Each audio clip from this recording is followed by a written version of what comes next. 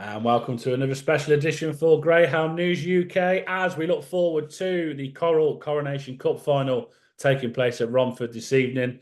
Joined again by Michael Smythe, the man in form, beaming Isla, the each-way money at 125 to 1 last week in the Kent Silver Salver at Central Park. And we'll look back at that first, Michael. Thanks for joining us again this morning on what is another busy weekend. We'll look back at the Silver Salver from last week. An unbelievable performance from Ryoka Roshi in breaking the track record. And had to work hard because Bandakil Liam come away out wide, but he was just sensational. He was back to his best, weren't he? Yeah, it was an absolutely huge run, Joe. I think we both said we fancied him from track two. Like you say, Liam tracked well in six as well, but the pace from Ryoka Oshi and into the corner was very impressive. I think it was 5-2 available in the day. Like you say, Isla stayed on for a place to snatch the each way anti-post money. So a successful day all round, Joe. Yeah, very, very good. And we're looking ahead to the Coral Coronation Cup Final tonight. So we'll go back a day from last week, Michael. We look at last week's semi-finals. Now, the first one went to plan. Fabulous Sunny getting the better of Teddy. We lost Brigadier Brindle, Lily's Bullet, Razzle Dazzle My Way, and Dower Duchess. Unfortunately, went lame. So we hope that she is okay. But yeah, went to plan. Fabulous Sunny. Had to work hard. Teddy come away and led her into the third, but from the third bend onwards, she pulled clear, winning by a length of 3/4 in a very good 34.96. Now, a good time considering she didn't lead to where she did.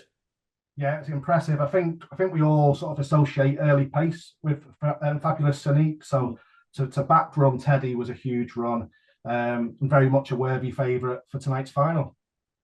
Yeah, she certainly is. And the second semi-final was a massive, massive shock. Now, New Destiny finished third at 4-9 favourite. Radical Scobie in fourth and Keyfield Goose in fifth. But 33 to 1 winner, Jade Rocket. 33 to 1 second, Whitewood Libra. 35-37 leading at the third bend. Jade Rocket beating Whitewood Libra, who took him along to that stage. I thought New Destiny was in a good position. Now, I'm not sure I think she might have come off a little bit sore, which would explain a hell of a lot from where she was, Michael. I thought she was just odds on to, well, she was 101 to qualify. And then I thought she was probably 1.1 to win for where she was. But, you know, she I think she's come off a little bit sore and that would explain it. But take nothing away from Jade Rocket and Whitewood Libra. Big shock, but that's what Romford can do.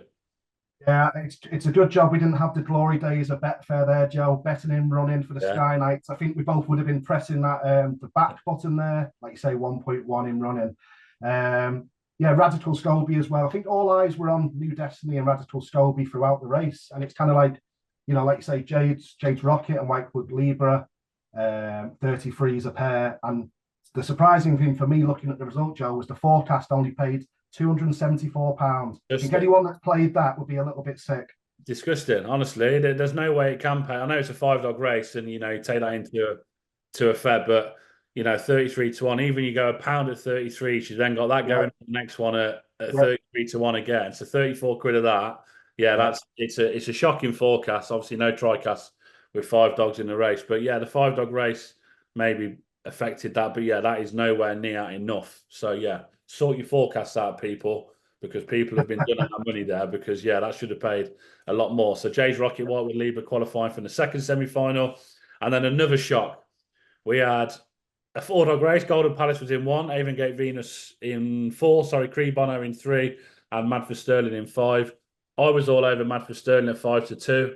I'm pleased I got the price right. He went off 6-5 at Avengate Venus, 11-10 favourite. But we lost them 2. We got Cree Bono to win again at 12-1 and Golden Palace in at 6-1. Both qualified. 35-24 Cree Bono. We did give him a little mention. You know, watched it back and said you wouldn't really put anyone off at 12-1 because he has got the capability of maybe leading, being inside Avengate Venus. But you couldn't really fancy him, especially against Mad for Sterling for me, Michael, in a 4-dog race. I thought that was ideal for him. Just didn't really do enough for me. He was quite disappointing, but taking nothing away from Cree Bono, 35-24, beat Golden Palace comfortably in second. I know we said in the preview last week the 5-2 on Mad for Sterling will go. I think Avengate Venus was a shade of odds on during the day, even money around there. And we said, you know, in the evening on track, they'll be a lot closer. You know, and that happened. I think it was 6-5 and 11-10 for Avengate Venus. Like you say, Cree Bono popped out at a nice price. He's a strong performer. So once he's in from it's going to be difficult to back run him. Golden Palace ran well for second. Obviously put the place in the final for tonight, and it's all eyes on the final this evening. It's a wide open race, which I'm sure we're going to move on to now, Joe. Is it a wide open race? Now, the betting suggests that it's not. The betting would suggest that Fabulous Sanique does the business. She's odds on. She's 4-6, I believe. Just getting the prices up now as we look ahead to the final. Now, is it as wide open as you say? How do you see it? I'm just getting the betting. So talk away. Yeah, I think Fabulous Sanique is a worthy favourite, but I do think with Teddy on the inside, I spoke to Belinda Green yesterday for the website to put up a piece, just a general kennel update. She was saying they've sort of changed the routine for Teddy. She used to turn in the traps a little bit. She's saying she's showing a little bit more early pace at the moment, but she did say she needs the trap tomorrow, when I spoke to her yesterday. So this evening, it's all about pinging the leads for Teddy. If Teddy was to lead, hold up Fabulous Sanique. I think there's an argument for Cree Bono on the rails at 12-1. We know Cree Bono can do around the 35-20 mark. Fabulous Sanique is 2 or 3 lengths quicker than that, as we know. But if Bono leads round, it'll be a tough one to catch. It is. So down the card, it's 12-1 Cree Bono. It's 12-1 Jade Rocket. It is then 4-1 is Teddy.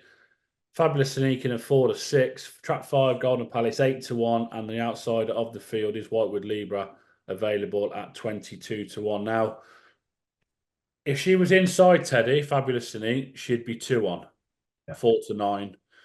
Because what we'd be saying, Michael, is if this was a normal Friday night, you'd think she's an absolute shoo-in. And rightly so. She's been so consistent at Romford. She absolutely adores the place.